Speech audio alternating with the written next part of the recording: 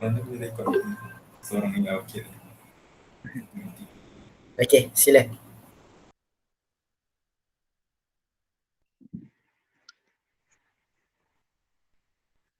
Assalamualaikum warahmatullahi wabarakatuh. InsyaAllah hari ini Alhamdulillah kita bersua kembali ke kita punya Usrah Mingguan.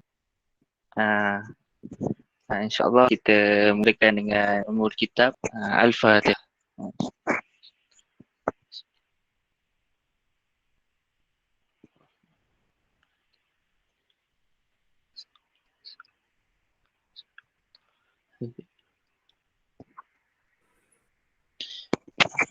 Alhamdulillah Allah izinkan kita berjumpa lagi walaupun bukan di darat tapi di online, tapi still usrah jalan.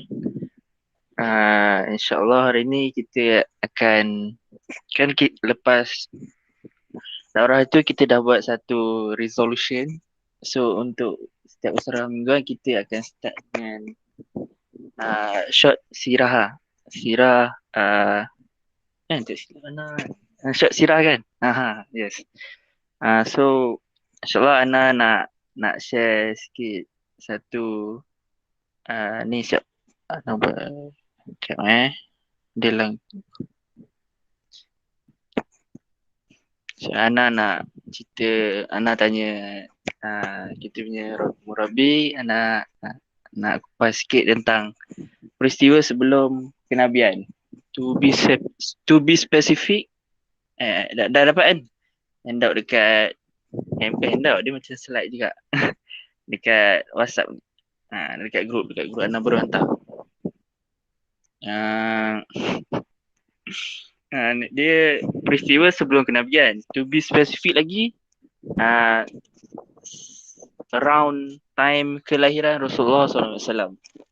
So kalau dalam buku Akhi Wafi Rahikul Maktum, dia muka surat 40 sampai 40 lebih. Mula dengan surat 40. So kalau macam buku Ana ni, buku Ana tajuk sama, muka kulit sama tapi muka surat 56. Tu Ana pening sikit lah. Edisi baru hantar punya. Dia jumpa sama je. Cuma tak tahu kenapa merusuk muka surat dia belakang sikit. Sebab kandungan panjang dia sama je. Tak tahu dia ada tambah lain-lain kan. So ni edisi baru. Ana pun bawa kedai gitu. Baru sampai. Tu pun lepas. Tak apalah. Tu tak penting. Tak apa. Alhamdulillah. Ada usaha. InsyaAllah kita mulakan sikit. Dia sebelum kelahiran Rasulullah ni sallallahu alaihi wasallam, kita pun dapat ni anak ingat balik semua, basically semua orang tahu Nabi lahir bila, siapa ibu dia, siapa ayah dia. So kita ni sirah ni semua benda kita boleh tahu sebab kebanyakan sirah tentang Nabi Muhammad ni dah kita belajar waktu sekolah. Tak kisah belajar untuk exam ke belajar untuk lain ke. So kita dah sentuh lah. So kita sesi peringatan lah sekarang ni. So macam itulah. So around kelahiran Rasulullah pada tahun Gajah. So terdapat beberapa peristiwa yang besar yang berlaku. Peristiwa ni nak menunjukkan ada seorang Rasul terakhir yang akan lahir di dunia ini. So Allah dah tunjukkan sikit tanda-tanda kebesarannya dengan ni. Kalau kita dapat nampak dekat dalam slide surat dia tu, dia tulis runtuhnya 14 anjung Dewan Kisra Pasri. Ni salah satu bangunan oleh. Assalamualaikum. Lagi Hafiz. Slide boleh send balik dalam grup sebab macam Ana tak dapat lah ke Ana terlepas pandang Ana boleh tolong share kan? Share sekali lagi. Okey, dapat. Baru dapat. Baru dapat? Baru dapat. Yang lain dapat ke? Ana share sekejap. Oh, terima kasih. internet Ana pulang. Tak baik, teruskan dulu. Ah. Oh, internet Ana memang boleh tahan lambat sampai. So peristiwa yang awal-awal tu yang Ana take note yang awal tu dia ada satu runtuhnya 14 anjung Dewan Kisra Basri satu bangunan yang didirikan oleh orang Parsiah. So selain itu ada api yang selalu penganut Majusi ni sembah sejak dari zaman Nabi terdahulu terpadam. So api yang dah lama menyala tu terpadam. So nampak kekuasaan Allah tu memang macam-macam boleh jadi. Api yang dah lama tak padam pun tiba-tiba boleh padam. Lepas tu tengok, dia ada satu lagi peristiwa, robohnya gereja-gereja di sekitar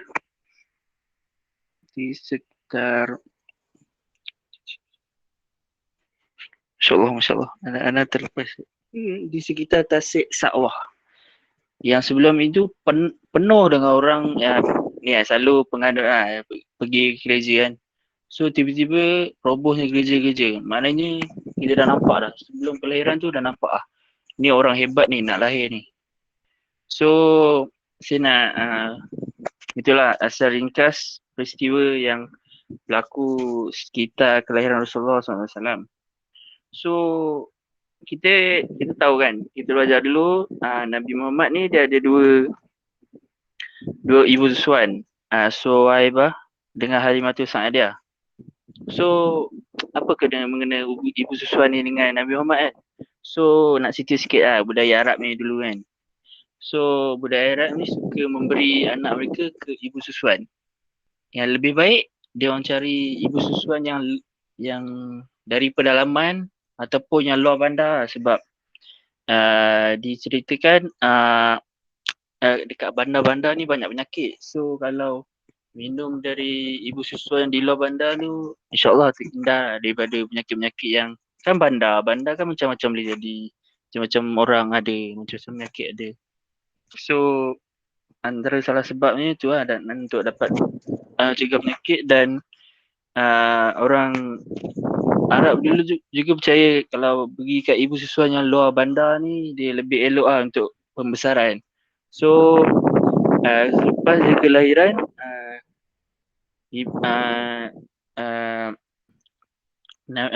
Nabi Muhammad pun tidak terlepas untuk dijadikan anak susuan orang-orang luar bandar.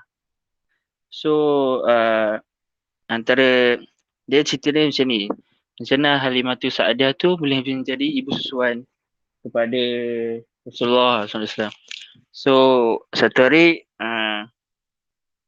Halimatus Sa'diyah ni dia keluar dengan suami dia ke bandar sebab dengan ibu susuan yang lain dalam kampung itu keluar pergi ke bandar untuk mencari anak-anak susuan. So mencari-cari lepas tu tengok ada seorang anak susuan ni ditolak ramai. Macam sumber ibu susuan tak nak ambil sebab dia tengok yang dah tak nak tu Rasulullah SAW.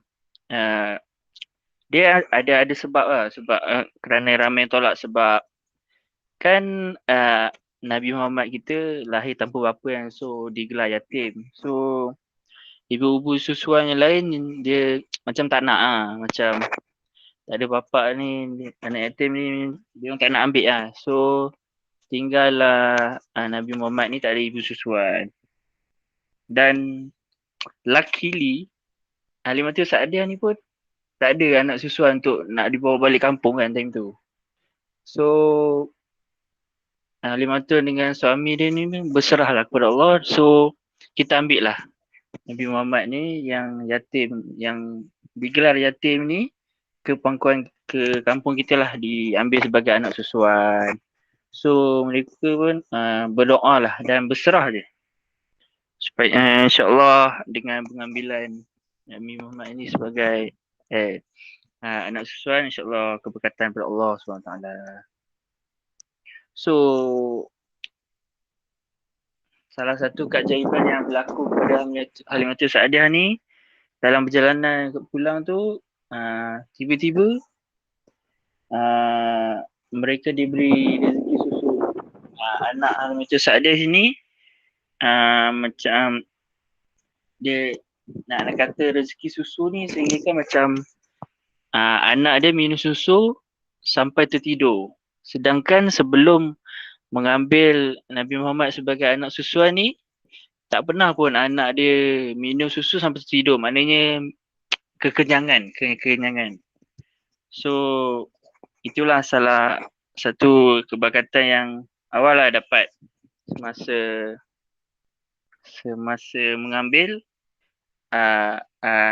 Nabi Muhammad sebagai anak susuan lah. So apabila telah dijadikan sebagai selama 2 tahun, rezeki mencurah-curah. So apabila dah 2 tahun kan kena pulangkan balik kepada ibu kandung kan. Tapi disebabkan dirasakan pembawa rezeki, Halimatus Sa'diah pun macam mohon lah kat ibu baginda untuk menjaga dia macam 2-3 tahun lagi, sebab insyaAllah akan diberikan rezeki dengan menjaga Rasulullah. So Nabi Muhammad pun diberi. So Nabi Muhammad dijaga oleh Halimatus Sa'diah sampai bila? So yang Ana baca tadi dekat hujung-hujung, kalau macam Ana dia so Halimatus Sa'diah ni menjaga Rasulullah lepas dia minta balik kan, lepas dia menjaga sampai satu peristiwa ni semua orang tahu juga, tapi tak apa, cerita peristiwa pembelahan ke pembedahan lagi, Ana macam tersalah tulis boleh lah bedah lah tu sebab dia buka kan, ambil so semasa Rasulullah bermain-main dengan kanak-kanak lain, tiba malaikat Jibril ni datang membelah dada Rasulullah dan membuanglah yang kotor dalam tu, yang tempat sarang iblis dalam hati Rasulullah. So kanak-kanak lain pun dah cuak dah, lari-lari. Kita tengok cerita dekat Halimatus Sa'diah ni, mereka dia ingatkan Nabi Muhammad ni dibunuh. So Halimatus Sa'diah pun cepat-cepat mencari Rasulullah. Bila datang tengok Rasulullah ni dalam keadaan pucat. So macam kita macam contoh lah, kita jaga barang orang kan, tiba-tiba macam nak rosak, kita pun cuak kan, macam tu lah, sikit macam tu lah. So setelah peristiwa tersebut, Halimatus Sa'diah pun buat keputusan lah untuk pulang kembali Rasulullah ke pangkuan ibunya setelah umur 6 tahun. So demikianlah short sirah kita sebagai intro hari ini, iaitu kelahiran Nabi terakhir Rasulullah SAW. So maaf sebab Ana tak buka slide tak apa, ada akhirai yang tolong. So insyaAllah hari ni kita nak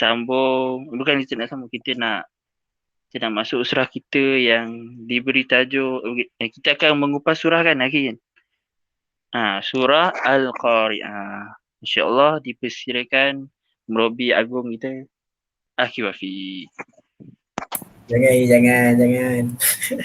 Okey, jazakallah. Masya-Allah. Alhamdulillah. Qala rabbi shrah li sadri wa yassir li amri wa hlul 'uqdatam min lisani yafqahu qawli. Jazakallah kepada Akhi Hafiz, pepetangan yang sangat smooth, sangat jelas penciptaannya. Mungkin kadang-kadang kita selalu, mungkin ada part yang kita pernah dengar, ada yang kita tak pernah dengar kan. Sebenarnya kisah yang berlaku, segala kejadian-kejadian yang berlaku tu kan, petanda-petanda yang berlaku tu memang sebenarnya pertama adalah untuk mereka, the people of the book kan, ahli kitab. Mereka yang dah tahu tanda-tanda tu memang akan berlaku sebab telah tertulis dalam kitab-kitab mereka. Jadi untuk mereka mempersiapkan diri akan ada Nabi yang baru. Tapi akhirnya, ni sedikit fast forward, anda mungkin boleh share dekat antum. Akhirnya mereka yang paling tahu, paling kenal Rasulullah SAW melebihi daripada anak mereka sendiri, mereka lah orang yang menentang. Siapakah mereka? Orang Yahudi kan? Orang Yahudi. So daripada kisah sebentar tadi pun kita boleh nampak kan, kita boleh nampak yang sebenarnya satu part adalah petanda ni, reminder untuk kita ni adalah something yang boleh jadi kita dah tahu paling banyak. Boleh jadi kita lah ada ilmu paling tinggi, tetapi kita lah yang paling ingkar. Seperti mana siapa? Seperti mana golongan orang-orang ahli kitab, iaitu orang Yahudi. Dan contoh yang boleh kita bagi juga adalah Iblis, laknatullah. Iblis, bagaimana Iblis ni merupakan darjat yang tertinggi, antara yang paling alim, antara yang paling banyak ilmu. Akhirnya sebabkan dia ingkar perintah Allah. Sebab dia ingkar perintah Allah, maka jatuhlah dia pada sehina-hina tempat. Bahagian kedua juga, anda boleh ambil ibrah daripada apa yang Akhi Hafiz telah kongsikan sebentar tadi adalah bagaimana Rasulullah SAW sejak daripada yatim lagi Allah SWT telah jaga baginda kan. Nak kata ikhwah, kita ni sebenarnya telah dijaga oleh Allah SWT sejak kita kecil lagi. Sebelum kita ikut usrah lagi, sebelum kita kenal Al-Quran lagi, sebelum kita kenal Allah tu siapa, Allah telah menjaga kita daripada lahir sampailah sekarang. Kenapa mereka tak menentang? Menentang yang mana tu?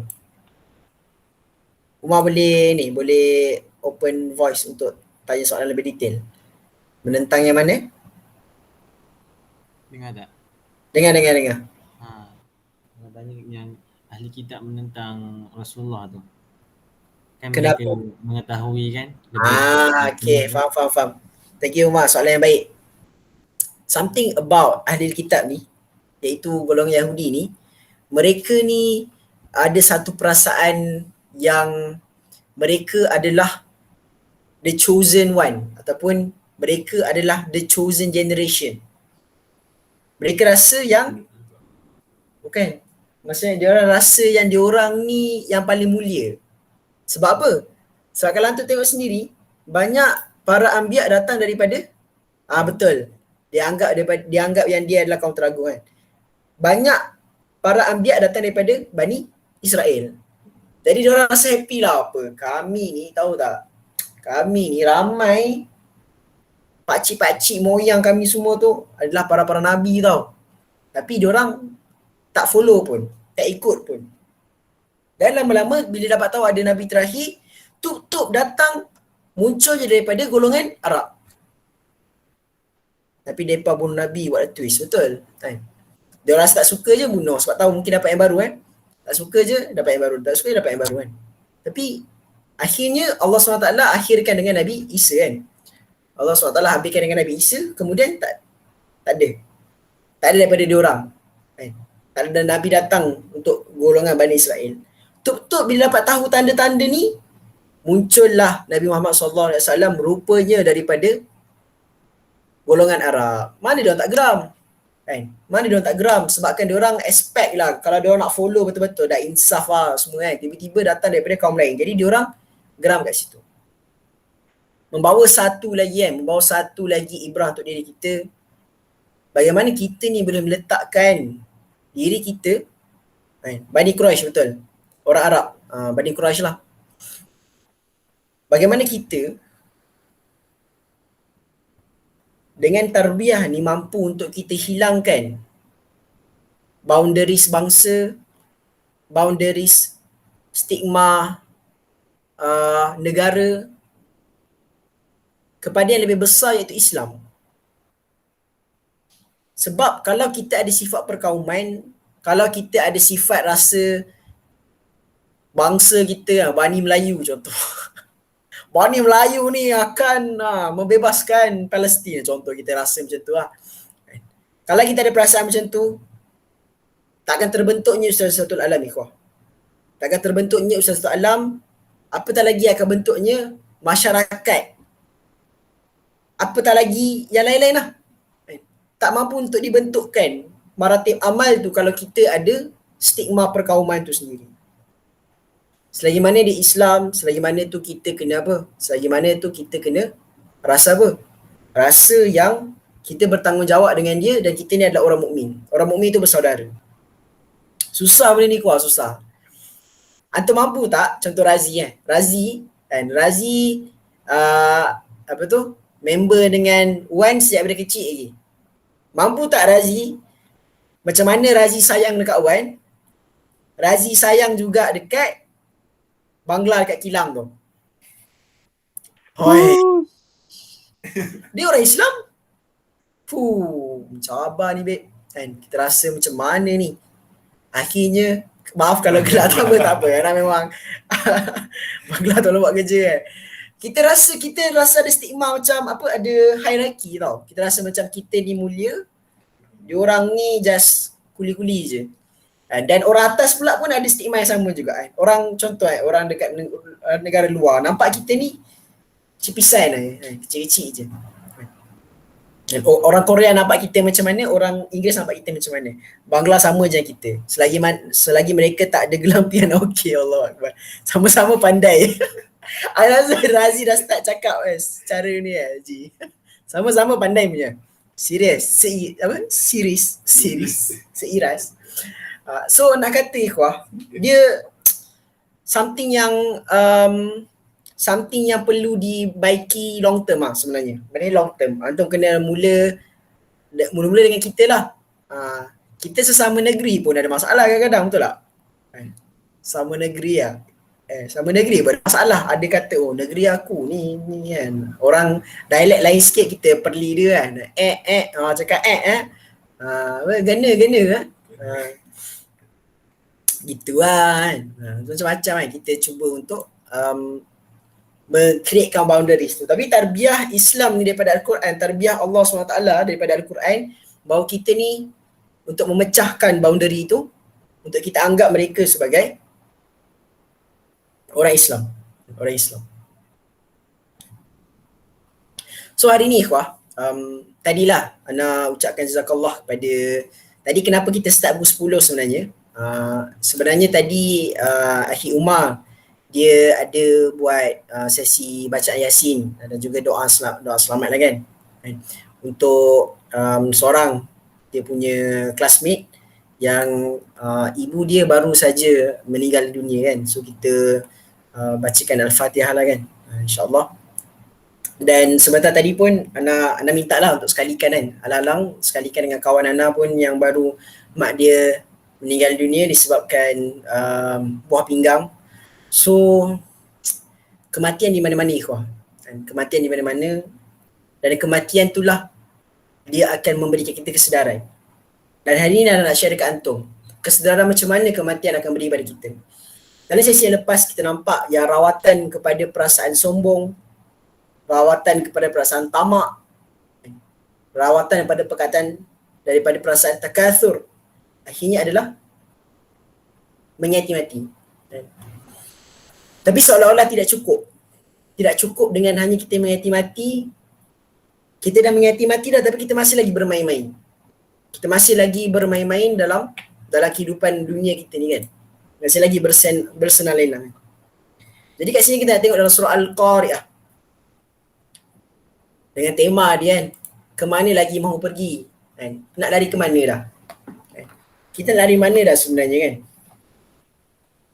So surah Al-Qari'ah ni sangat best sebenarnya kuah. Tapi sebelum kita start lah, anak minta seorang untuk tolong bacakan daripada awal sampai habis berserta maksud dia. Boleh? Anak minta seorang.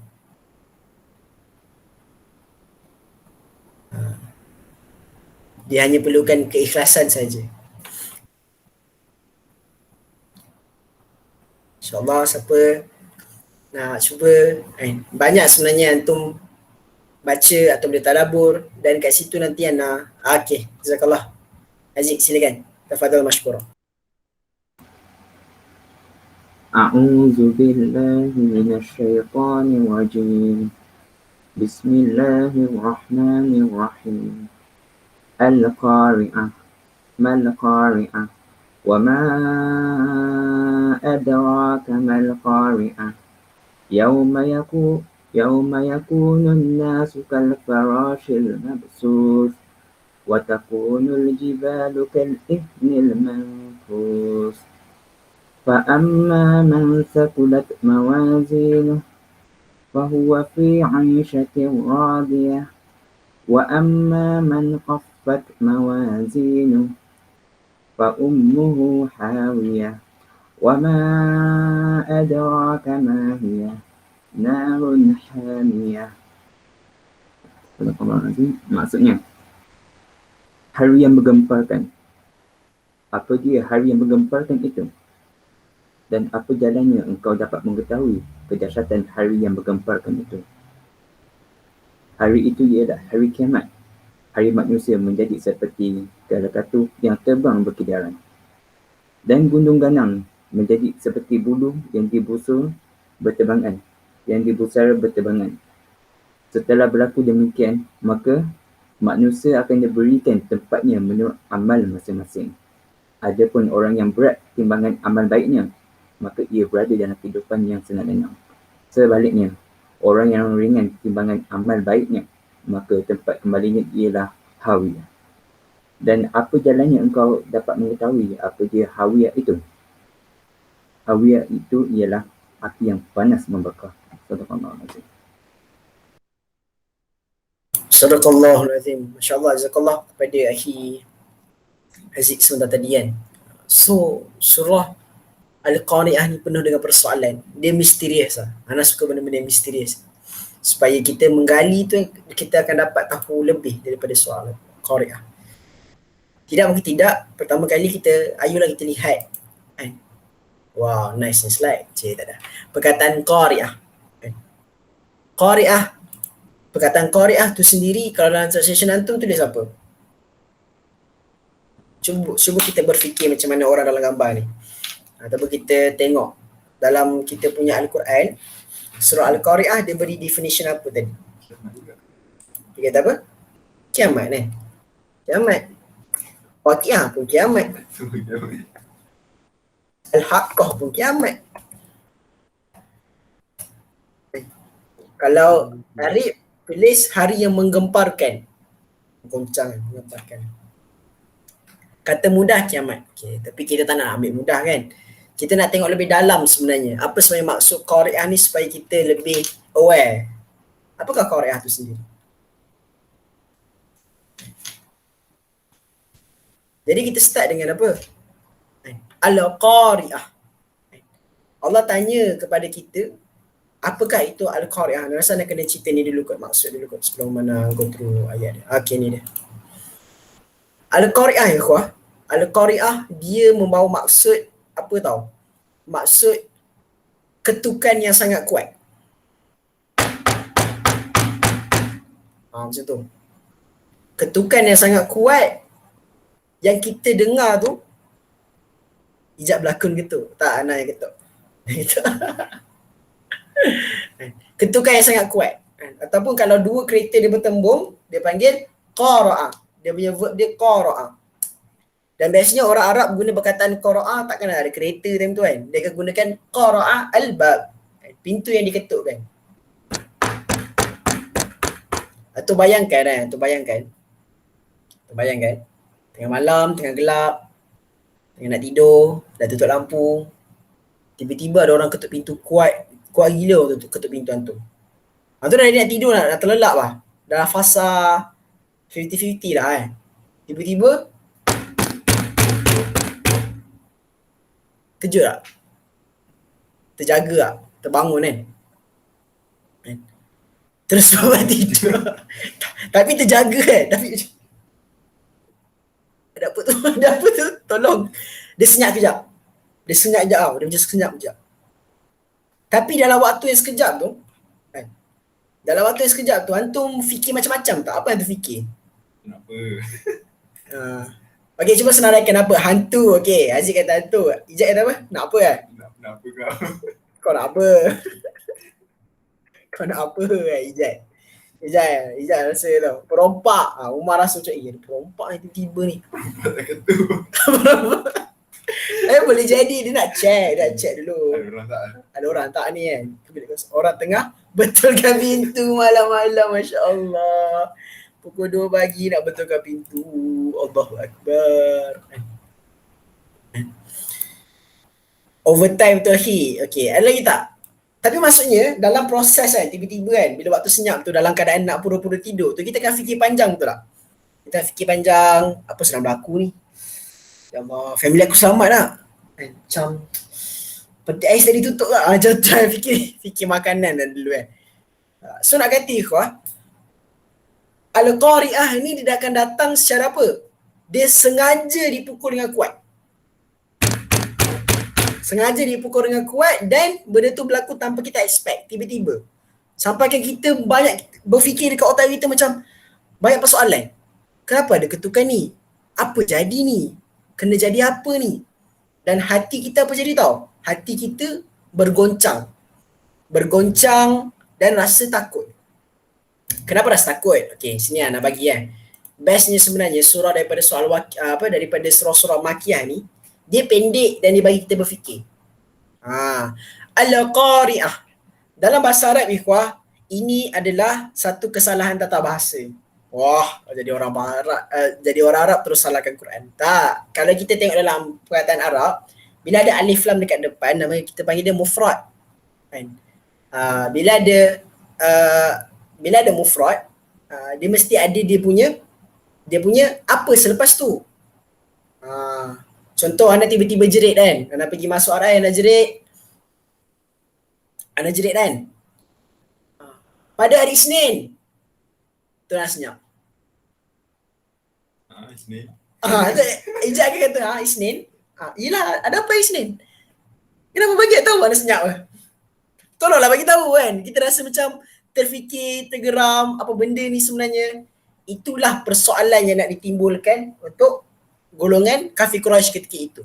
Dan mereka menidakkan hari kiamat kan. Maka Allah tanyalah, Al-Qari'ah, ketukan yang sangat kuat. Kenapa dengan ketukan tu? Ada apa? Ada apa dengan ketukan? Ada apa berlaku ke? Dia tanya soalan. Makin lama, soalan tu makin lama makin mendebarkan dan lebih besar. Dia ibarat reply tau. Bestnya Al-Quran ni kita baca kejap, kita ambil fikir. Rupa-rupanya ayat selepas tu dia macam menjawab persoalan kita. Tapi dia macam bukan menjawab soalan tau. Dia macam baca fikiran kita. Ting. What is striking disaster ataupun mal-qari'ah. Mesti kau tertanya-tanya kan pasal qari'ah tu apa? Allah tahu. Selepas kita dengar al-qari'ah tanpa ada dia punya mesej selepas tu, kita mula tertanya-tanya. Mal-qari'ah. Kenapa dengan al-qari'ah? Kenapa kiamat ni digambarkan seperti dentuman yang kuat? Kenapa kiamat ni tiba-tiba digambarkan dengan bunyi orang ketuk pintu? Yang secara tiba-tiba. Betul tak? Antum sedang fikir tak?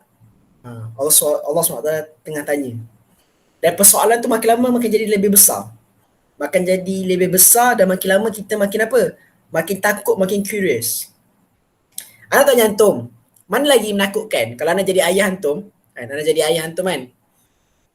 Anak lagi menakutkan kalau anak panggil antum lepas tu bagi tahu kesalahan antum, ataupun anak panggil antum, anak cakap, kau tahu tak salah kau apa? Mana lagi menakutkan? Itu kau kacau adik Itu yang first. Second, kau tahu tak kau salah apa? Ayah jeling je tu dah. Itu lagi seram lah. Itu lagi timbulkan persoalan lah. Itu. Kenapa ayah aku jeling? Tapi bila ayah kita tanya kan, ataupun siapa-siapa lah mak kita kan, kau tahu kau salah apa? Dapat lecturer kan. Sebenarnya saya kecewa dengan awak. Kecewa sebab apa ni? Kita akan ingat semua benda kita pernah buat. Tak datang kelas lambat, tutup kamera. Mungkin kita ada copy kawan punya assignment semua tu kan. Tapi bergarotan lah tu cuak. Kita tak tahu kan sebab apa. Dan kat situ kita akan ingat balik everything yang pernah kita berlaku, apa pernah kita buat. Sama lah macam dalam keadaan ni. Bila kita nampak kan Al-Qari'ah. Al-Qari'ah mal-Qari'ah. Allah tanya lagi, tak terfikir ke pasal hari kiamat ni? Pasal Al-Qari'ah ni. Sebab perkataan qari'ah ini adalah perkataan yang biasa didengar oleh orang Arab. Jadi diorang tahu perkataan tu. Diorang tahu perkataan tu, tapi just macam diorang tak boleh maksud, make sense. Kenapa? Kenapa nak cerita pasal ketuk-ketuk ni? Ada apa-apa berlaku ke? Kan? And then tak cukup lagi dengan suspend yang ada ni, Allah tambah suspend lagi. Kita rasa kita tahu pasal Al-Qari'ah tu. Kita rasa macam ayah kita panggil tu, kita tahu kita buat salah apa. Betul tak? Kita rasa macam kita tahu. Mungkin sebab ni kot. Rupa-rupanya Allah cakap apa? Apa yang menyebabkan kau rasa kau tahu pasal Al-Qari'ah ni? What will make you realize the striking date is? Kau ingat kau tahu ke perkataan Al-Qari'ah ni? Tahu ke dahsyat dia macam mana? Kita cuba cakap kat ayah kita, ayah marah sebab ni adik tak masak nasi Tak dia kata apa? Saya nak buat kasi seram. Oh, tu satu. Tu satu, tu kecil baru kan. Ish, ada lagi besar ke? Apa salah aku buat ni? Kita rasa stres dan rasa takut, menggeletar, semua benda flashback kan. Al-Qari'ah, mal-Qari'ah, wa ma adraka mal-Qari'ah. Allah tanya lagi supaya kita ni berfikir. Berfikir lagi dan lagi.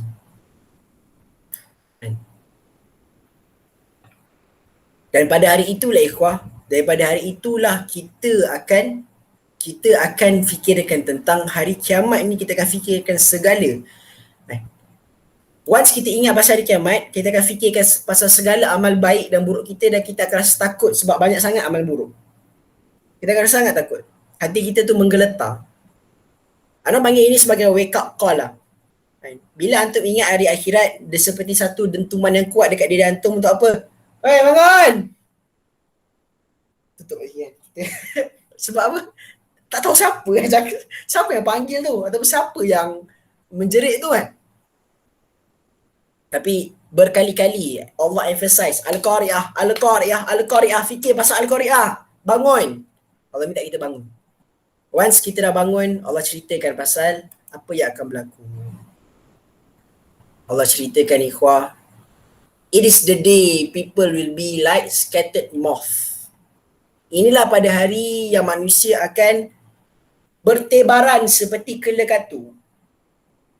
Siapa yang biasa duduk kawasan yang berhujan? Kita pernah try tak ambil baldi, isi air, lepas tu letak bawah lampu, lepas tu kelekatu tu datang, lepas tu dia mati lah. Kita nak apa? Tak nak dia bersepah kat rumah kan? Biasa Haji? Biasa benda tu kan? Ana kalau balik kampung kat Kelantan memang pernah kan, Wan kan? Wan pun ada pengalaman sama juga kan? So memang itu cara kita lah. Tapi nak kata kadang-kadang kita boleh nampak juga kalau dia ada dekat atas kan, dekat atas, lepas tu dia datang berkumpul dan dia datang secara bertebaran-tebaran. Kenapa digambarkan? Pernah tengok, masya-Allah. Kenapa dia gambarkan? Allah SWT gambarkan kita manusia ni semasa kita dibangunkan dekat hari kiamat seperti kelekatu. Kalau dalam surah Ma'arij, antum akan nampak lebih jelas dalam part yang hujung-hujung dalam surah Ma'arij. Mereka bangun untuk apa? Mencari Tuhan-Tuhan mereka, mencari berhala-berhala mereka. Apa yang mereka percaya tu, itulah dia sedang kejar balik. Seperti mana setiap hari dia bangun tengok phone, contoh berhala dia phone. Setiap hari dia bangun untuk pergi dekat tokong. Setiap hari dia bangun untuk buat something yang dia selalu buat. Setiap kali dia buat benda tu dalam pengharapan yang benda tu still akan ada, dengan pengharapan yang tinggi. Tiba-tiba ketika dia dimatikan dan dia hidupkan kembali dekat hari akhirat, dia nak cari benda sama juga. Apa yang kita pernah cari kat dunia, kita akan cari dekat hari akhirat juga. Kita bangun dan cari. Mana kan? Kita cari. Adakah bertebaran tu berebut-rebut? Okey, soalan yang baik. Nanti Ana akan explain lebih detail untuk bertebaran tu macam mana. Antum bayangkan, setiap orang dia ada desire dia masing-masing, betul tak? Dan benda tu lah dijadikan sebagai berhala. Keinginan kita. Apa yang kita sembah tu, apa menjadi ilah kepada kita. Jadi, banyak tak benda tu? Ada boleh jadi adalah pilihan yang tepat. Bersepah benda tu, bersepah. Bila bersepah, antum bebaskan orang yang sedang nak cari benda tu, suruh akan cari. Kemana-mana semua. Semua akan ke mana-mana lah. Dia akan bersepah, dia akan bertebaran. Dia tak beratur. Dia tak beratur, dia cari mana-mana. Dia akan tolak orang tepi. Dia bukan berebut sangat tau. Dia nak cari mana dia punya Tuhan yang dia selama ni dia bergantung. Orang minat K-pop kan semacam tu. Mana apa nama K-pop dia? Tak tahu lah. Ana tak ingat lah. Kim Jong Un ke? Kim Jong Un tu lain. Apalah tak kisahlah. Mana BTS? Saya dulu mana BTS? Cari kan mana BTS. Itu contoh lah. Kita mungkin sebenarnya benda-benda simple je kan. Benda-benda yang kita idolakan kan. Kita cari mana. Rupa-rupanya tak ada. So orang beriman pun sama juga. Pada waktu ini dia akan cari. Dia akan cari mana Rasulullah kan. Dia akan cari mana orang-orang yang baik ni. Dia akan cari. Tapi ikhwah, ayat ni sangat misterius. Sebab apa tau? Inilah pada hari yang manusia ni akan jadi seperti scattered moth. Kalau nak compare ikhwah, kelekatu ni dia tak akan terbang pada arah yang sama. Dan pada waktu yang sama juga ikhwah.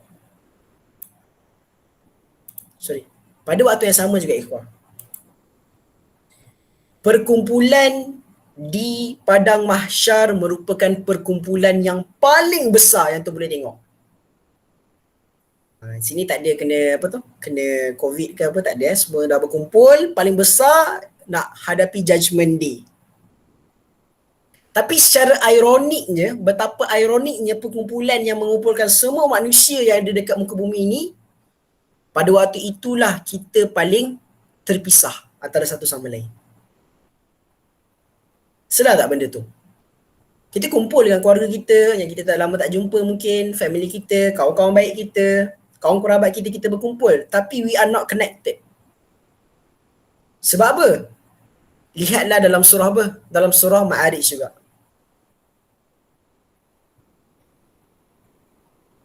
Pada waktu itu, kita ni nak tawarkan orang lain menjadi apa? Menjadi balas menjadi sebagai pajakan kan. Nak tukar daripada kita dia kena bakar dekat api neraka. Ambillah mak aku, ambillah isteri aku, ambillah anak aku. Benda yang orang sayang dekat bumi ni, akhirnya benda tu pun dia jauhkan. Dia jauhkan dan dia jadikan kan. Ibu menawarkan anak. Suami menawarkan isteri. Menawarkan kawan kerabat, menawarkan kawan-kawan. Sebab apa? Pada hari itu semua orang hanya fikir pasal diri sendiri. Perkumpulan yang ramai tapi tak ada seorang pun fikir pasal orang lain, hanya melainkan dia fikir pasal diri sendiri. Dahsyat ikhwah, dahsyat. Dan pada hari inilah ikhwah, akhirnya Allah menggambarkan apa yang telah diagung-agungkan oleh orang dahulu. Allah twist, Allah ubah. Kita manusia yang tidak percaya pada hari akhirat, dia hanya akan nampak benda-benda yang material. Seperti mana? Gunung ni. Gunung, nampak gunung, wah itu gah. Nampak orang menaik kereta, Mercedes-Benz, wah itu orang gah. Nampak orang ada company besar-besar, wah ini adalah orang yang patut aku idolakan. Manusia nampak pada material, benda yang solid. Tetapi pada hari pengakhiran nanti, pada hari kiamat nanti, Allah SWT terbalikkan. Benda-benda yang kita nampak berat, benda-benda yang kita nampak besar, seperti mana gunung ganang tadi, Allah jadikan seperti carded wool. Carded wool ni apa pula? Ana bagi contoh sebab kita tak pernah susah. Kita tak pernah susah dan rasa macam mana nak buat kerja-kerja dengan kapas kan. Kapas kan. Tapi anda boleh bayangkan lah, kita mungkin time KH dulu pernah main potong kayu lah. Dia ibarat sama lah. Bila potong kayu kan, potong-potong tengah seronok tu. Tengah seronok main dengan kita main tu kan. Ada tak ada macam habuk-habuk yang berterbangan tu? Kan? Habuk-habuk yang sawdust kita panggil kan. Habuk kayu yang terbang-terbang, kita pun kena pakai spek tu. Lepas tu sapu-sapu kat tangan kita. Gunung Ghana pada waktu itu yang nampak berat tu akhirnya akan jadi seperti tu je. Carded wool ataupun habuk kayu yang terbang macam tu je. Allah tukarkan benda yang kita nampak besar menjadi meaningless. Tak ada apa-apa nilai pun. Dan Allah tukar. And so for as those whose scale is heavy with good deeds. Tiba-tiba Allah gambarkan perbuatan baik ni, perbuatan kita menjaga hati kita, kita laksanakan tarbiyah zatiyah, kita datang usrah, kita datang daurah, kita fokus untuk mentarbiyah diri kita, kita tak fikir pasal apa? Tak fikir pasal nak memburukkan orang lain.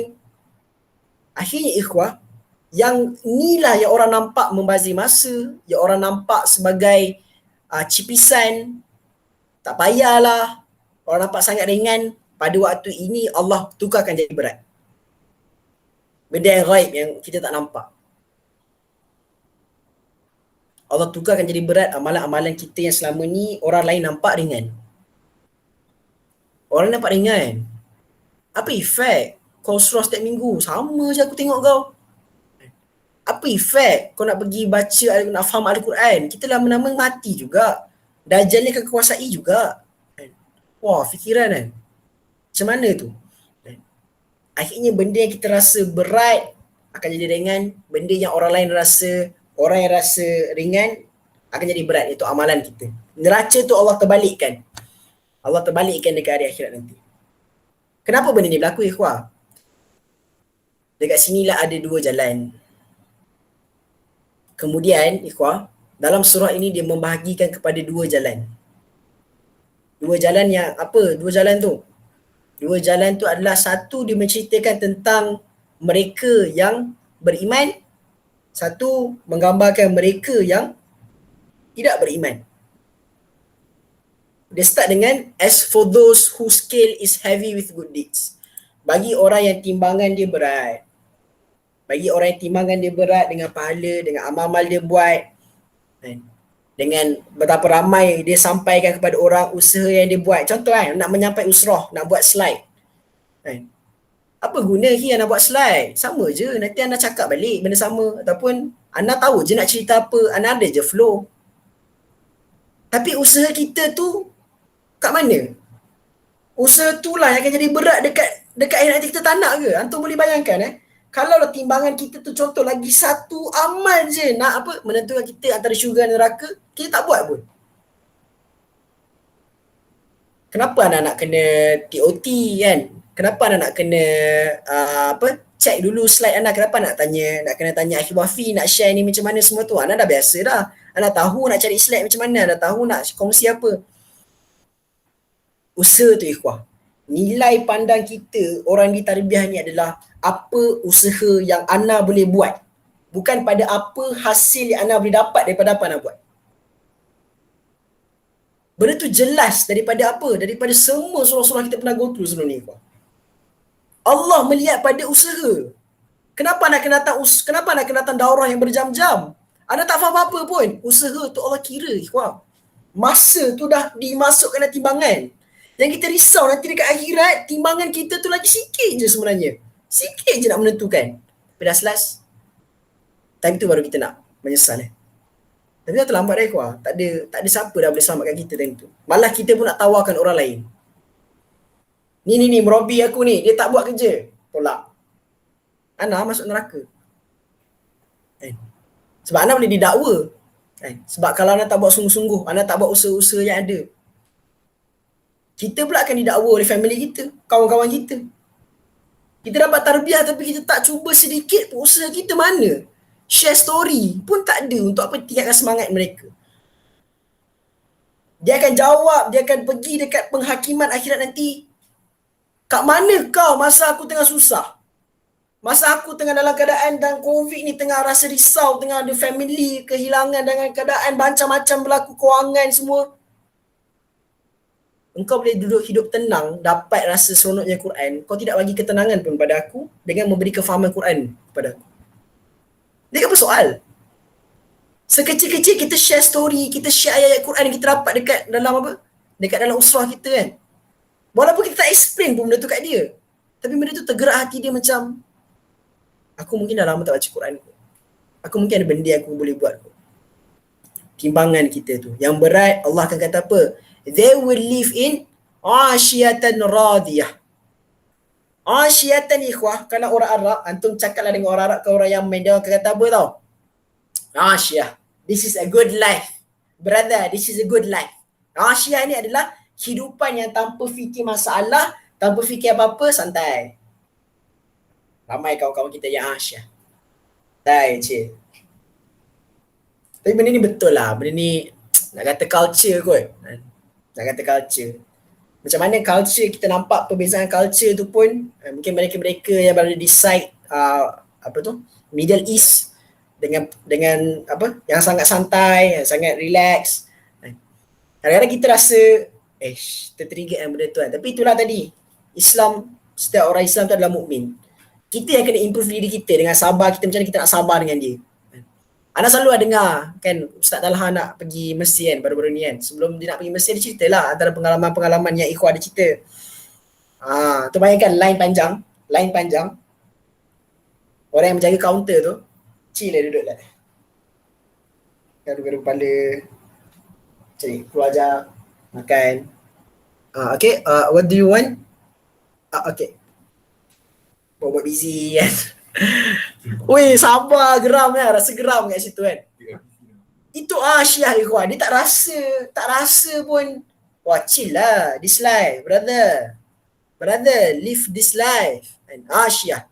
Tapi Allah akan bagi orang yang timbangan dia berat, Allah bagi Ashiyah radiyatan. Radiyatan maksudnya apa? Setiap masa Allah akan bagi mana dekat akhirat nanti. Kita akan rasa macam ni. Kalau sekarang kalau kita asyatan awal-awal, kita akan kalut bila due date dah dekat lah, betul tak? nak kena santai awal, due date dekat, gelabah. Kita gelabah kat situ. Tapi dekat akhirat, kalau timbangan kita berat, kita jaga timbangan kita, akhirnya kat situ ikhwah Allah akan bagi asyatan radiyah sepanjang masa dekat kita. Sepanjang masa. Bagaimana pula kalau timbangan kita rendah? Bagaimana pula kalau timbangan kita ni ringan? Ringan dengan amal-amal, ringan dengan kita punya mutabah amal kita. Kita punya bacaan Al-Quran kita, satu juzuk kita macam mana? Ni dah mal hijrah ikhwah. Mal hijrah dah, kita nak start a new year. Macam mana Al-Quran kita? Adakah lagi improve, lagi banyak daripada sebelum waktu tengah belajar? Kalau tak, kenapa? What happened actually? Pada waktu kita busy, boleh untuk kita nak jaga kita punya mutabah amal. Kita punya tahajud kita pada waktu malam. Kita punya pengharapan pada Allah. Tapi kita Ashiyah. Chill. This is cuti semester. And we can have fun. We can chill. Nanti dah dekat semester kita fikir balik kita cari balik Allah. Macam mana? Adakah Allah hanya pada masuk semester? Adakah Allah hanya pada waktu solat kita? Apa jadi pada mereka yang timbangan dia ringan? Their home will be absi. Ataupun fa ummuhu hawiyah. Ya Allah ikhwah, kalau antum, ana kena ceritalah. Ana kena cerita sebab benda ni dia akan amplify kan kita punya perasaan dalam surah Al-Qari'ah ni. Antum nak tahu tak? Satu terma yang selalu digunakan oleh orang Arab kan, bila orang tu macam kita panggil kecelakaan lah, ataupun something buruk terjadi dekat dia kan, dia kata apa tau? Kenapa sedih ni? Mak kau jatuh kau ke? Dia kan cakap macam tu. Nampak macam kasar lah kan, tapi kat situlah cara mereka bercakap, macam sedih sangat ni, mak jatuh kau ke? Dia kata macam tu. Ummi, dia kata apa? Hawiyah ni jatuh gaung ataupun jatuh dengan sangat laju macam menjunam kan. Ummi ni adalah mak. Tapi Allah SWT gunakan terma yang orang Arab biasa, Allah terbalikkan dan membawa maksud yang lebih dahsyat sebenarnya. Pertama adalah hawiyah. Hawiyah ni menggambarkan apa tadi kuah? Menggambarkan kita menjunam laju ke arah sesuatu.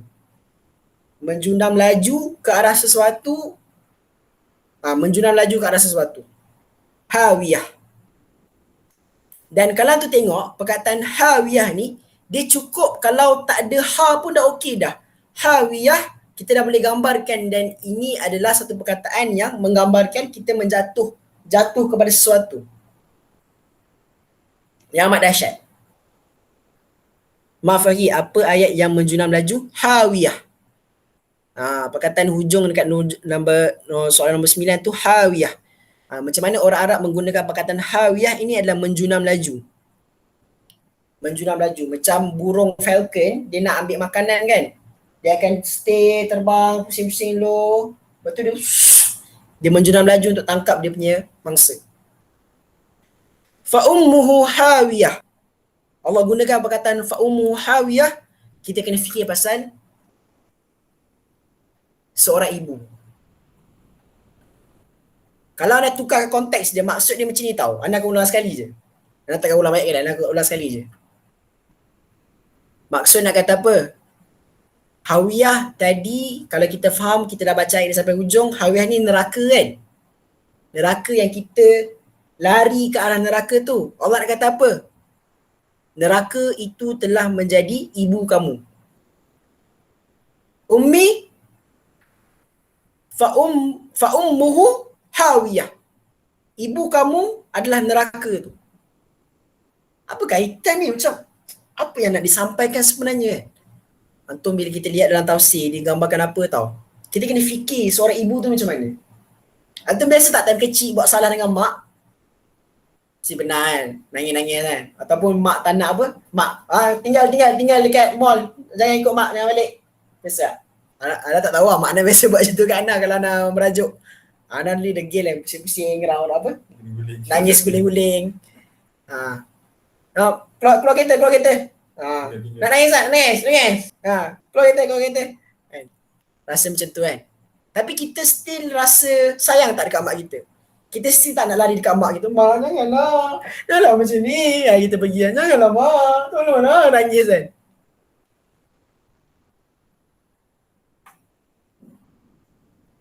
Antum bayangkan kalau neraka tu adalah mak antum. Nak menggambarkan, kita akan menjunam laju dekat mak kita. Menjunam laju mengejar ibu seperti yang junam ke laju neraka. Betul ikhwah. Kita tak nak sebenarnya. Kita tak nak tapi Ya Allah. Kita tu masuk dalam neraka. Jatuh. Kita mengejar, kita peluk tu seperti kita peluk mak kita. Kita tak nak lepaskan tu sebenarnya tak nak lepaskan mak kita. Siapa tengok? Neraka. Dan seperti mana mak menjaga kita dalam perut, dalam kita punya kandungan, dan menjaga kita dalam kandungan,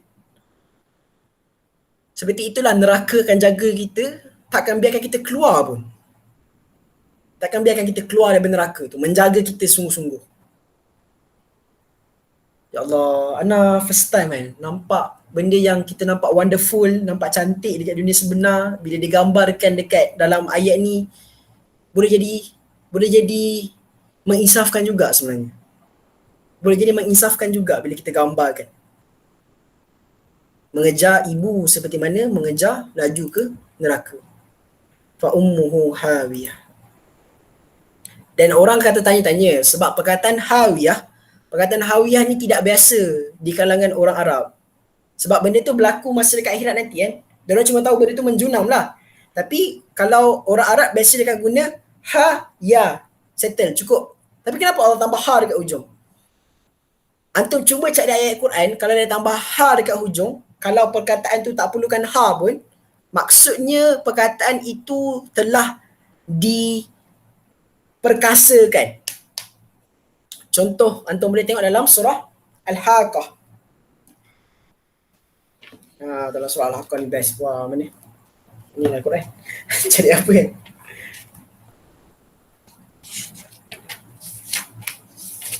Al-Haqqah.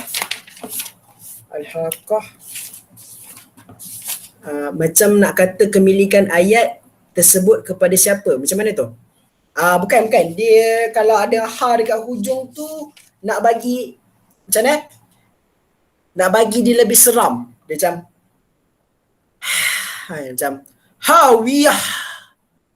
Dia jadi macam lebih menakutkan tau bila kita dengar. Tegas. Betul, exactly. Thank you Aziz. Jumpa perkataan yang sesuai. Perkataan apa? Hawiyah. Al-mu, al-qalam, lepas tu al-haqqah. Mana? Ni. Fazuhu faghullu. Khuzuhu faghullu. Dia guna ha kat situ. Sebenarnya tak perlu pun ha tu. Tapi nak kata penegasan. Ataupun lagi best kalau tengok dalam tafsir Fizilal, dia gambarkan itu seperti apa tau. Atau pernah bakar api tak? Siapa selalu main api? Anda selalu main api dulu masa kecil. Main api. Lepas tu bila kita bakar tu dia bunyi macam, kalau ada something terletak dia bunyi macam macam tu. Ada bunyi cisik sikit tu. Rasa bunyi macam tu kan?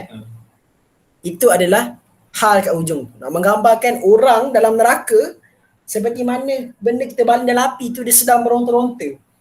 Tolong! Tolong! Kita dengar kat hujung tu. Hawiyah. Fazuhu faghulluh. Benda berangin dekat hujung dia lagi menakutkan lah sebenarnya.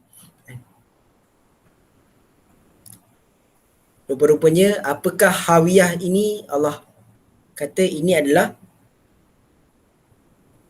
neraka. Ini adalah neraka. Neraka hamiyah. Hamiyah, api yang menjulang-julang. Api yang tak ada ke mana. Kata fillah, setelah kita mendengarkan keadaan orang yang antara dua darjat kan, antara orang yang dia ni berjaya jaga diri dia dengan orang yang tak berjaya jaga diri dia, yang dia usaha lebih dekat hari akhirat ni. Dia cuba untuk tulis nota, dia cuba untuk share kat kawan-kawan dia, dia cuba untuk cari cara macam mana dia boleh memberi lebih. Dia cuba cari akhir ada tak apa anak boleh menyampai dalam usrah ke. Anak dia banyak dapat tapi anak tak pernah nak try menyampai. Kan? Anak ada junior-junior anak akhir, anak ada kawan-kawan anak tapi anak rasa tak tahu nak sampaikan apa. Anak boleh kumpulkan, anak boleh cuba apa-apa cara. Daurah anak akan datang, takkan miss akhir walaupun anak tak faham.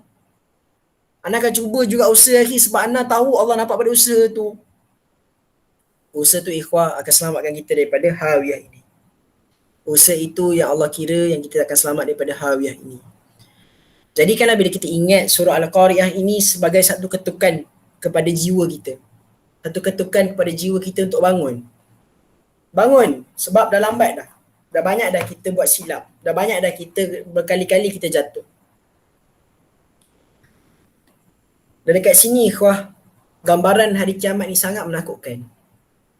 Sangat menakutkan dan kita tak naklah pada waktu tu baru kita sedar.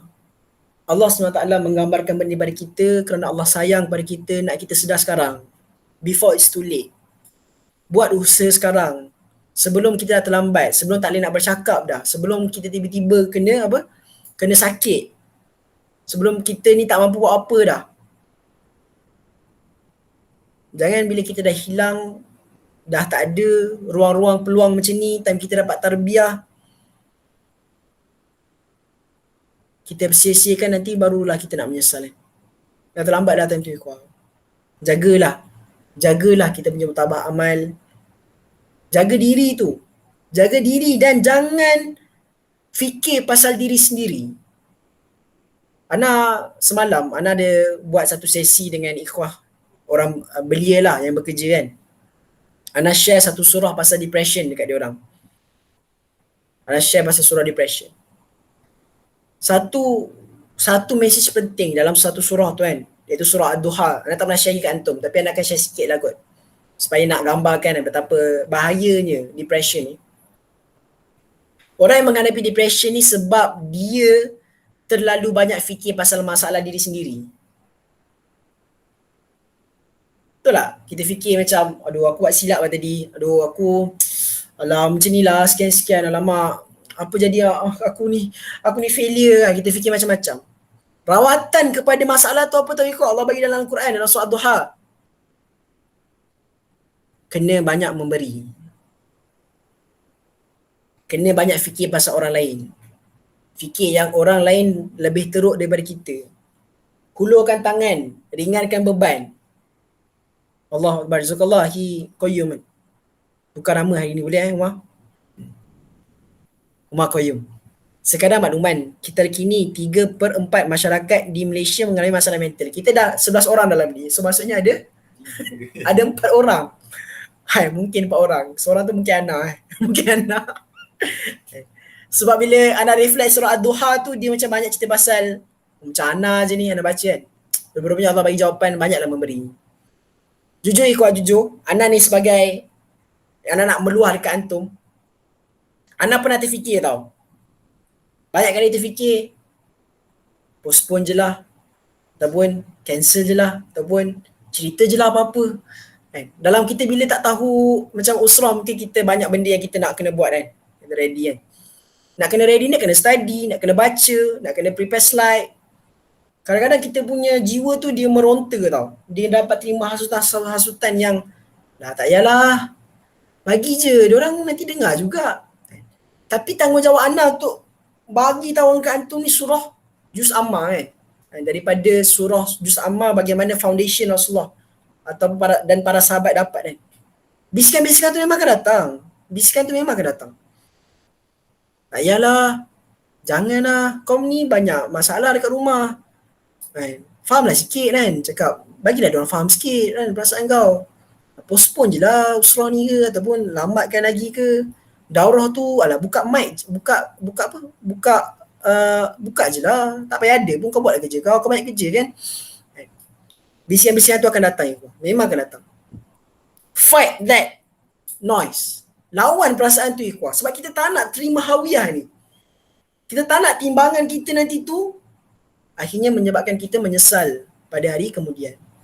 Kadang rasa nak pasrah terus tanpa usaha. Betul kan. Memang perasaan tu memang akan ada. Memang akan ada perasaan tu. Macam contoh sekarang, Ana nak sama master. Dah PM beberapa kali, dah beberapa prof. Tak dapat jawapan yang memuaskan pun lagi. Contoh. Menakut-nakutkan lagi kan. Tapi nak kata, adakah Ana nak give up di tengah jalan? Tak payahlah master. Lah buat bisnes je, ada ni nanti, tolonglah ikhwah semua tu.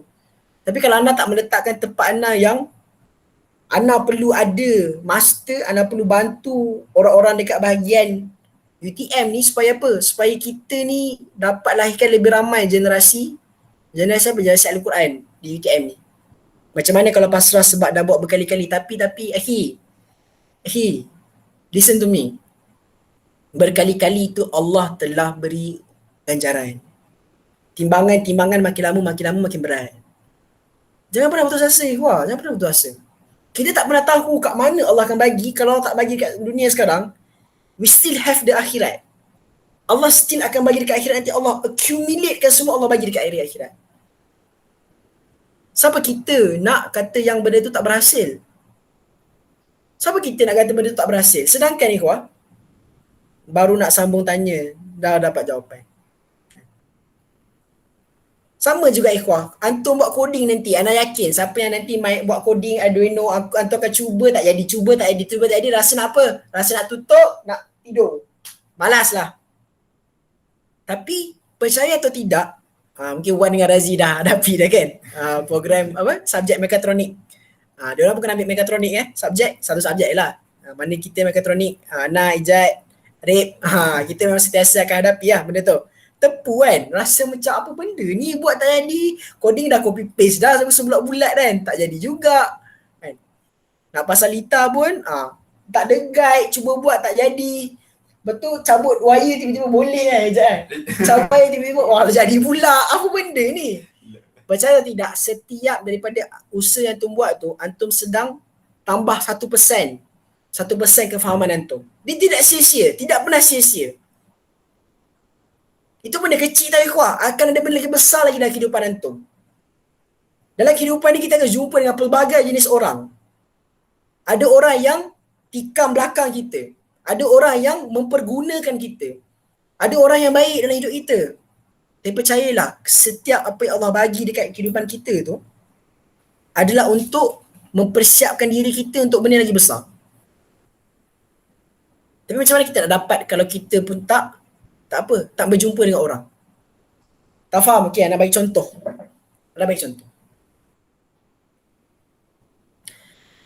Orang yang buat bisnes. biasa dia akan hadapi satu fasa kita panggil fasa terciduk. Fasa terciduk tu apa? Kena scam. Kena scam berkali-kali kena scam. Join apa bisnes. Oh ni ada gambar orang dekat depan apa? Depan Ferrari kan. Depan Ferrari contoh. Apa yang besar ni adalah cubaan yang kehidupan sebenar lah. Kehidupan sebenar. Haziq, kehidupan sebenar tu lagi besar sebab contoh yang bagi tu kecil je. Kan? Benda tu yang kita buat eksperimen dekat lab semua tu kecil je. Benda tu lebih besar adalah kehidupan sebenar. Contoh Razi kata banyak kali orang kena scam, terciduk. Itu benda tu perlu sebenarnya. Perlu apa? Perlu untuk dia sedar yang jangan jadi bodoh. Kan? Jangan jadi biol sangat. Mana ada duit mudah? Mana ada benda? Kalau tak jadi dia tak belajar. So orang yang mungkin terlibat dengan bisnes ni mungkin dia akan kena sekali dalam hidup dia. Mungkin akan kena sekali kena berkali-kali tu. Ana pun pernah. Entah pernah? Ana pun pernah. Habis beribu-ribu dulu masa awal tu. Kena tipu dengan orang yang Islamik lagi. Wah lagilah Ana ada trust issues kan. Macam mana Ana lagi trust issues kan. Rasa macam mana ni nak percaya. Depan ni tak ada percaya kat orang. Datanglah seorang ustaz PhD ni datang sembang-sembang tu. Kena macam tak percaya je ada something wrong baik sangat ni. Kalau Ana tak beri peluang tu, akhirnya macam mana nak dapat tarbiyah sekarang? Kehidupan sebenar akhirat atau ada maksud lain? Kehidupan sebenar tu maksudnya ujian-ujian kita hadapi dekat dunia ni sebenar untuk Allah uji kita apa tindakan yang kita akan buat. Dan konsekuensi dia akan terima dekat mana? Dekat akhirat. Dekat akhirat. Antum akan jumpa dengan berbagai jenis orang yang kuat. Antum akan jumpa dengan apa? SV ataupun apa bos time intern yang sangat kasar bahasa dia. Ijat terselamatlah. Ana dapat. Razi dengan Wan macam mana? Dapat ke? Yang menguji Wan dengan Razi dapat. Okey je. Jangan Wan. Ana tahu cerita-cerita jangan risau. Nak kata antum akan diuji dengan SV yang nak je kan. Dah kena sound dah. Kita nak sound balik kalau boleh. Tapi benda tu perlu ikhwan. Antum kena rasa yang benda tu adalah satu journey yang Allah akan bagi perlu untuk apa? Untuk kita terselamat pada hawiyah ni. Untuk membentuk kita punya karakter. Hidup ni macam roda. Tak tahu pula level budi bahasa bos another level. Betul nasib tak gaduh. Sebaik Wan. Sebaik. Ada suara kat dalam hati hantar tu. Santai bos yang baik pun santai. Bos yang baik boleh jadi ujian juga. Kita pijak kepala dia. Kan? Kat situ akan diuji keikhlasan kita pula. Amanah kita. Kan? Bagaimana kita ni betul-betul apa? Betul-betul nasihah dalam kita punya tugas. Bos santai tapi tak ada yang kita. Tu tak adil, tak memberikan sepatut apa kita dapat kan. Kita pun tak cari. So sama lah. Kita sama-sama tak adil. So kat sini lah ikhwah, anda nak berikan satu yang terakhir lah kan. Buatlah kehidupan antum, hiduplah kehidupan antum ni dengan percaya setiap apa yang antum lalui ni adalah untuk kebaikan diri antum. Susahkanlah diri antum dekat dunia ni. Dunia ni tempat susah. Kalau antum tak susah sekarang ikhwah, anda takut kita akan lalui semua ni.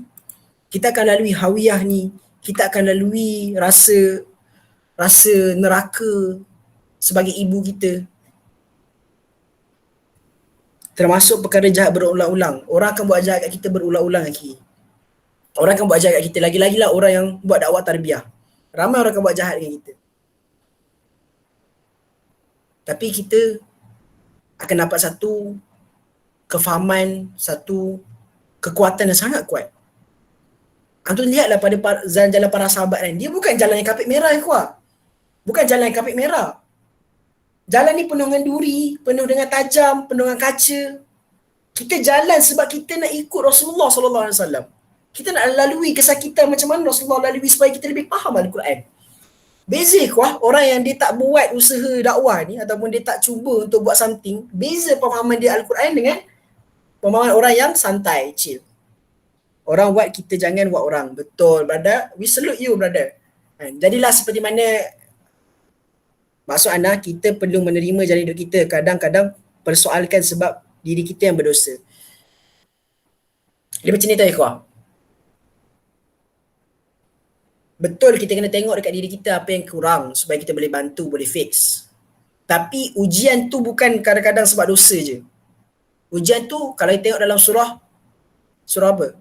Dalam surah paling banyak ada cerita dalam surah apa ada Jan? Ujian. Menaikkan apa darjat ke? Okey, dalam surah Al-Balad ada juga kan. Akhirnya kita ni dihidup dalam apa? Dalam keadaan kabad. Memang sekeliling ujian. Rasulullah SAW buat salah apa sebenarnya? Buat dosa apa sampai ujian yang banyak-banyak sangat kena dekat Rasulullah? Anda tanya antum. Tak. Dia kadang-kadang bukan sebab dosa. Dosa tu antara kita dengan Allah kadang-kadang. Tapi Allah uji kadang-kadang. Kita dalam keadaan dalam tarbiyah, dalam okey, baik je, tak buat salah dengan orang, jaga juga diri kita. Allah juga bagi ujian. Untuk apa tahu ikhwah? Untuk tengok kita punya keikhlasan. Untuk tengok sama ada tindakan yang kita buat tu lebih jauh daripada Allah, lagi dekat daripada Allah. Allah jadikan dunia ni tempat untuk diuji. Takkan pernah dapat lari. Dan ujian tu lah akan menentukan sama ada dua jalan ni. Kita nak ni ke, timbangan berat ni ke timbangan ringan ni. So wallahualam, antara itu saja. Ada lagi 3 minit yang rasa berdosa tapi tak ada tindakan pun problem juga, betul. Lebih baik rasa yang kita kena buat something. Baiki diri tu cepat-cepat. Waktu cuti dah nak habis dah. Dah nak habis dah waktu cuti ni. Yang tu jangan rasa sebulan lagi, cik lagi. Akhir boleh ulang ke part kenapa Allah bagi ujian tadi. Okey, Ana ulang kan. Ana ulang balik. Jazakallah, sebabkan akhir Umar tanya tiba-tiba termasuk dalam kepala Ana surah apa? Surah Ankabut. Surah Al-Ankabut. Ana bagi secara ringkas Surah Al-Ankabut. Boleh siapa tengok ayat ke berapa? Surah 29. 29 sebenarnya dalam surah Al-Ankabut ni kalau antum nak faham konsep ujian ni, dia ada daripada ayat 1 sampai 10. 2 dengan 3 tu cerita. Tapi 1 sampai 10 tu dia menceritakan the whole story. The whole story pasal apa? Pasal mana Al-Ankabut lah ni Al-Ankabut. 1 sampai 10 tu. Anak cerita ni panjang lah sebenarnya. Boleh nak bagi video kat antum. Anak ada satu video sebenarnya. Nak cerita pasal ni, nanti nak share dekat antum. Cuma nak surah juz 18, juz 29 ke? Tak. Dia surah ke-29. Surah ke-29. Ya Afzal Sani pun betul juga dalam surah Al-Baqarah ni. Al-Baqarah 214. Apakah kamu mengira bahawa kamu akan masuk syurga padahal kamu belum datang cabaran? Betul. Thank you Afzal. Adakah kamu menyangka bahawa kamu akan masuk syurga padahal kamu belum sampai pun ujian? Kita sangka, kita boleh kata ke kita ni beriman, kita sangka kita masuk syurga tanpa ada ujian pun. Tanpa ada test pun. Allah uji tak kita. So ujian ni sebenarnya, kalau based on soalan ditanyakan oleh Akhi Umar tadi sebentar tadi, Allah bagi ujian nak tengok kualiti iman kita. Nak tengok apakah tindakan kita selepas itu. Bukan tengok emosi It's okay to be sad, it's okay to be angry, tapi apa tindakan kita buat selepas itu menentukan sama ada itu menjadi amal buruk atau amal baik. Allah bagi ujian kat kita kita tak nak solat, ataupun kita pun solat lambat-lambat dah. Malas lah baca Quran dah, malas datang usrah, malas lah datang daurah ni semua, mengarut dah semua ni. Aku dah buat macam-macam, Allah still bagi macam ni. Maksudnya kita telah diuji dan kita telah menjauhi Allah. Lain bila kita diuji dan kita makin, ya Allah, tolong aku ya Allah. Tolong aku ya Allah. Ikhwati fillah, dalam surah Al-Ankabut ni dia menggambarkan 2 keadaan. Satu keadaan kita rasa waktu susah kita rasa orang akan ingat Allah Yang ni digambarkan dalam surah Al-Ankabut ni, kalau anda tengok dalam ayat belakang-belakang, tak ada belakang sangat pun, 1 sampai 10 tu, dia akan gambarkan apa tau? Orang yang dia susah dan lagi dia lupa Allah. Dia senang pun dia lupa Allah, dia susah pun dia lupa Allah. So, sangat sangat menginsafkanlah kita kan. Allah bagi ujian tu untuk tengok kita ni layak ke tak sebenarnya. Dunia ni tempat ujian. Anggaplah ujian tu adalah apa? Allah nak test iman kita. Allah nak test tarbiyah kita selama ni Allah bagi. Macam mana? Sebab selama ni kehidupan kita ni Allah selama memberi tarbiyah pada kita. Sebelum usrah pun lagi Allah dah bagi tarbiyah pada diri kita. Setiap ujian, setiap downfall yang Allah bagi kat diri kita kan, itulah yang telah membina diri kita sampai kita ada kat sini sekarang. Untuk penerangan lebih lanjut surah Al-Ankabut ni, Ana ada video. Antum nak ke video tu? Tapi video tu Ana tak guna Ana hantar lah. Ana dengan yang belia ni aku kau bro lagi kan, sebab nak biasakan diorang lagi kan. Diorang baru beberapa bulan lagi. Nak ke Ana share? Segan pula dengan Antum. Ijaz ada juga. Boleh Mahu. Okay, boleh nanti Ana share dekat dalam grup link tu. Okay, so Ana rasa itu saja. Dah 11.31. Ana serahkan kepada MC kita Akhi Hafiz insyaAllah. Sambil-sambil Ana cuba cari balik video tu. Surah Al-Ankabut. Wallahualam. Walakulli hadha. Yang baik datang dari Allah, yang kurang tu datang dari Allah. Nabi sallallahu alaihi wasallam lemah. Ana minta maaf setiap apa yang Ana cakap. Yang Ana cakap ni Ana yakin memang Ana akan banyak diuji selepas ini, sebabkan apa yang Ana katakan ini adalah akan uji. Allah akan uji Ana besok apa Ana cakap. So tolong Ana. Tolong Ana bila Ana jatuh, tegur Ana bila Ana lemah. Jangan biarkan kita saling campak-mencampak diri kita nanti dekat akhirat. Wallahualam. Wallahualam. InsyaAllah. Bagi mengerti pesanan akhir tadi, apabila kita jatuh, kita minta dia tegur macam dulu kita pernah dipesan, susahkanlah ikhwah kita sekarang, kalau tak susah nanti. So apa-apa kesusahan ke apa ke, so itu adalah ujian. So ujian bukan untuk orang yang berdosa saja. So kalau kita cakap ujian untuk orang yang berdosa, apa dosa Rasulullah kan? So tak valid ni. So insyaAllah kalau yang lepas usrah ni boleh share lah note dalam grup kita. InsyaAllah dah 11.30 kita boleh tangguhkan majlis kita. So kita boleh PM balik kita punya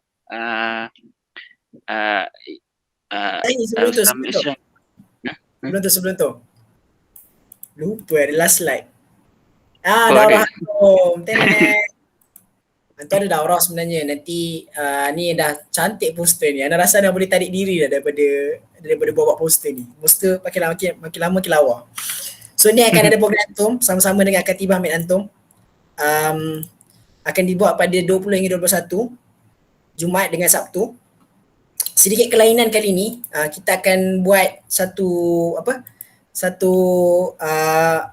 explore race ataupun game-game macam tu lah, menggunakan Gather Town. Siapa pernah dengar Gather Town, antum boleh ni lah, explore lah kan.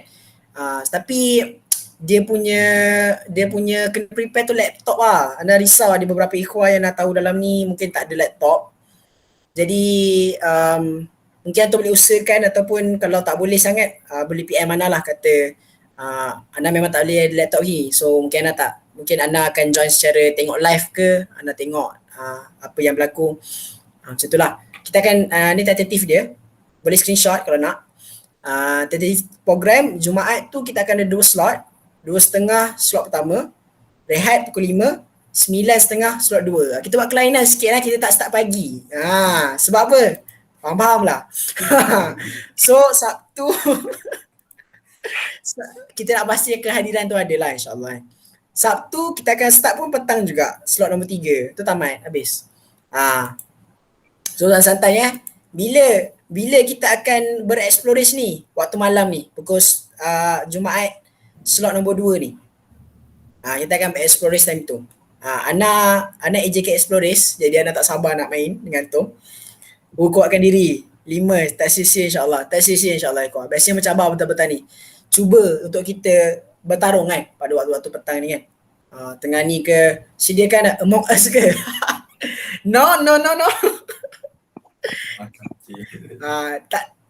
Tak tahu. Nanti kita tengok ada macam mana. InsyaAllah Gather Town kita akan pakai Gather Town. Sebagai inilah aktiviti lah among us nak cari munafik.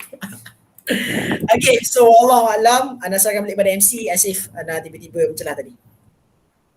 Tak apa.